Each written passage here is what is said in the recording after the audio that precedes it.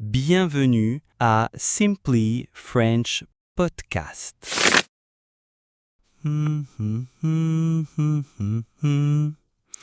Bonjour à toutes et à tous et bienvenue sur notre podcast. Je suis Victor. Bonjour Victor. Bonjour tout le monde. Je suis Amélie. Bonjour Amélie. Ça ne va pas très bien, j'ai l'impression. Tu as l'air découragée. Je suis plus que découragée, Victor. Je suis déçue de moi-même. Lundi matin, j'étais pleine de bonne énergie. Je m'étais fait un plan parfait pour la semaine. Faire du sport tous les jours, commencer à écrire mon blog, cuisiner des repas sains. C'est un excellent plan, très ambitieux. Et qu'est-ce qui s'est passé ? Il s'est passé que la motivation a disparu. Lundi, j'ai tout fait. J'étais une super héroïne. Mardi, il a plu, alors je n'ai pas fait de sport.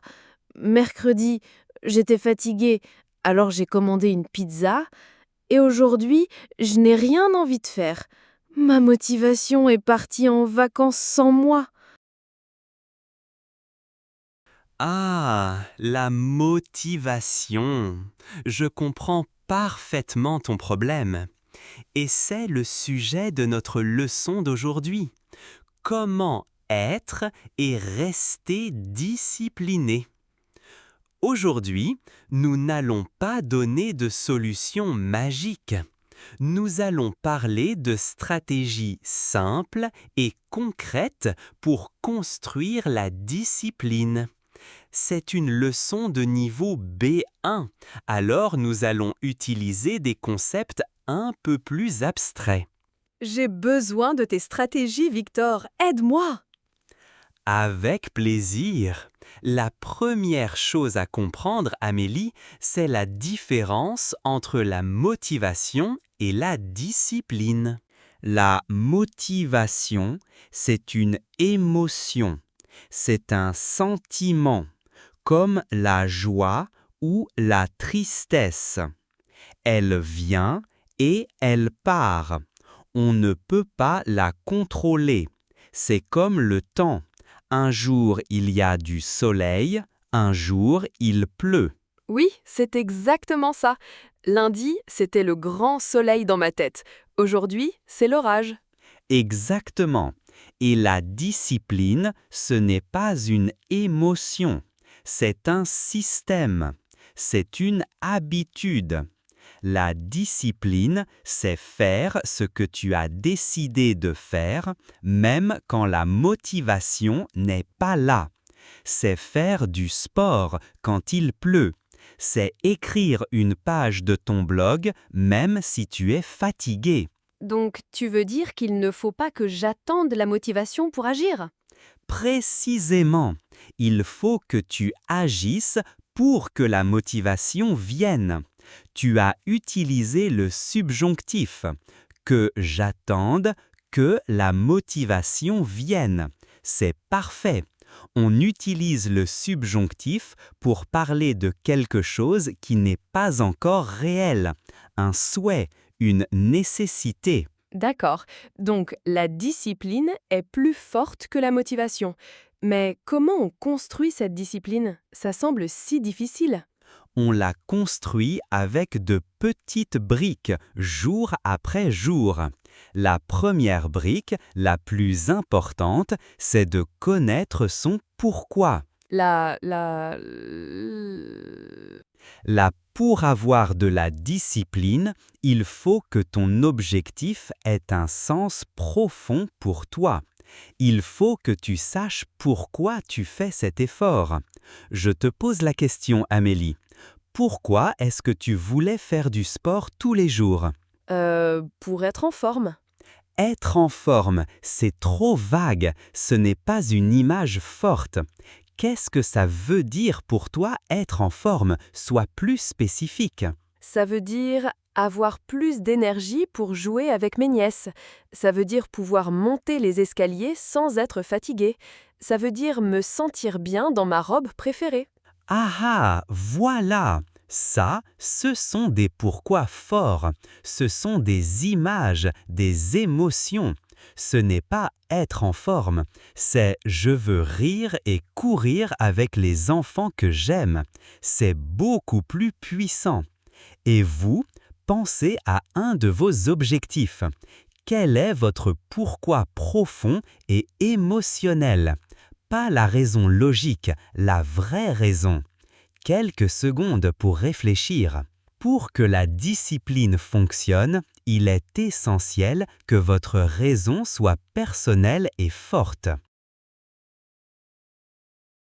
La deuxième stratégie est peut-être la plus importante.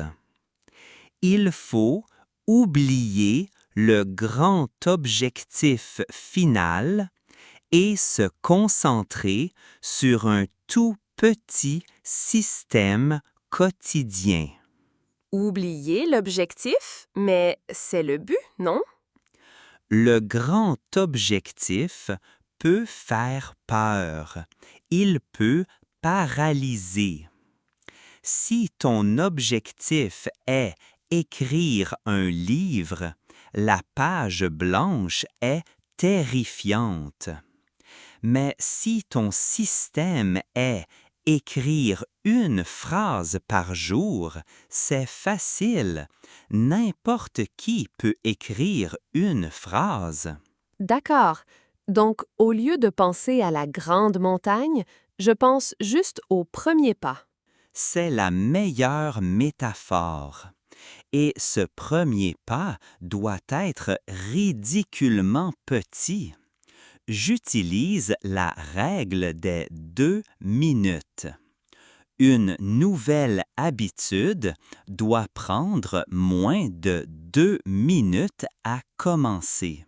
Alors, pour mon blog, mon grand objectif est avoir un blog populaire. C'est la montagne. Mon système de 2 minutes serait... Ce ne serait pas écrire un article, c'est trop long. Ce serait ouvre l'ordinateur, ouvre un document et écris le titre. C'est tout, ça prend moins de 2 minutes. Et une fois que tu as commencé, c'est plus facile de continuer. Wow, c'est vrai. Le plus difficile, c'est toujours de commencer. Cette règle enlève la difficulté du commencement. Pensez à votre objectif. Quel est le premier pas de 2 minutes? Si vous voulez apprendre la guitare, le premier pas n'est pas apprendre un accord, c'est sortir la guitare de sa boîte. Si vous voulez faire du sport, le premier pas n'est pas courir 5 kilomètres, c'est mettre ses chaussures de sport. Rendez le début facile, c'est le secret. D'accord, Victor. J'aime ces stratégies. Mais qu'est-ce qui se passe si je manque un jour? Si mercredi, je suis trop fatiguée et je n'écris pas mon titre de blog? Pour moi, quand je manque un jour, j'abandonne tout. Je me dis, c'est fini, j'ai échoué. C'est le piège le plus commun, Amélie, et c'est là qu'intervient la troisième stratégie, la compassion et la règle de 2. La perfection est impossible. Tu vas manquer un jour, je vais manquer un jour. Tout le monde manque un jour. Ce n'est pas grave. L'échec fait partie du processus. Vraiment? Bien sûr.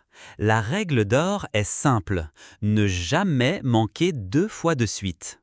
Tu as manqué mercredi? Pas de problème. Mais il est impératif que tu fasses ton action de 2 minutes le jeudi. Un échec, c'est un accident. 2 échecs de suite, c'est le début d'une nouvelle mauvaise habitude. Je comprends. C'est ce qui m'est arrivé le mois dernier. J'ai commencé à méditer. J'ai médité pendant 3 jours. Le 4e jour, j'ai oublié.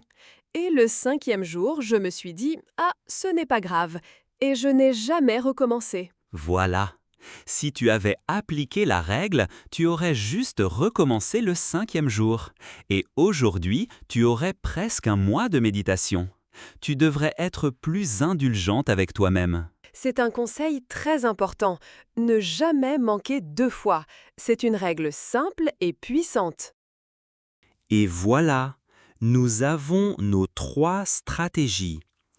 Avoir un pourquoi fort et émotionnel. Créer un système de 2 minutes, ridiculement facile. Ne jamais manquer 2 fois de suite. Maintenant, Amélie, c'est le moment de l'action. Faisons un plan pour ton blog. D'accord, mon nouveau plan d'action. Je suis prête. Dis donc moi ce que tu vas faire. Premièrement, ton pourquoi. Pourquoi veux-tu écrire ce blog? Je veux écrire ce blog parce que j'adore partager mes idées. Je veux créer une petite communauté. Je veux que les gens lisent mes textes et qu'ils rient ou qu'ils réfléchissent. C'est un excellent pourquoi. Il faut que tu gardes cette image en tête. Maintenant, le système. Quelle est ton action de 2 minutes? Mon action de 2 minutes est, chaque jour après le travail, j'ouvre mon ordinateur, j'ouvre un document et j'écris une seule phrase. Juste une. Et si un jour tu écris 10 phrases? C'est super, c'est un bonus, mais l'objectif minimum est une seule phrase. Et si un jour tu n'écris rien? Qu'est-ce qui se passe? Ce n'est pas grave, c'est un accident. Mais le lendemain, je devrais obligatoirement écrire ma phrase. Je ne manquerai pas 2 fois. Amélie, c'est un plan parfait. Il est simple, il est clair et il est résistant à l'échec. Je suis sûre que tu vas réussir. Merci Victor, je me sens beaucoup plus optimiste maintenant. Ce n'est plus une montagne, c'est juste une petite marche chaque jour. Votre mission finale, c'est un exercice de planification. Dans les commentaires, nous voulons que vous nous disiez 2 choses. Premièrement, quel est votre grand objectif, votre montagne? Et deuxièmement, quelle est votre toute petite action de 2 minutes que vous allez commencer demain? On veut lire vos objectifs et vos mini-systèmes. C'est très inspirant. Merci beaucoup pour cette séance de coaching, Victor. Avec plaisir et merci à vous de nous avoir écoutés. N'oubliez pas, la discipline n'est pas une punition, c'est une pratique. Au revoir. Au revoir et bonne chance avec vos objectifs. Le podcast termine avec le même apaisement mais déterminé, hommement calme.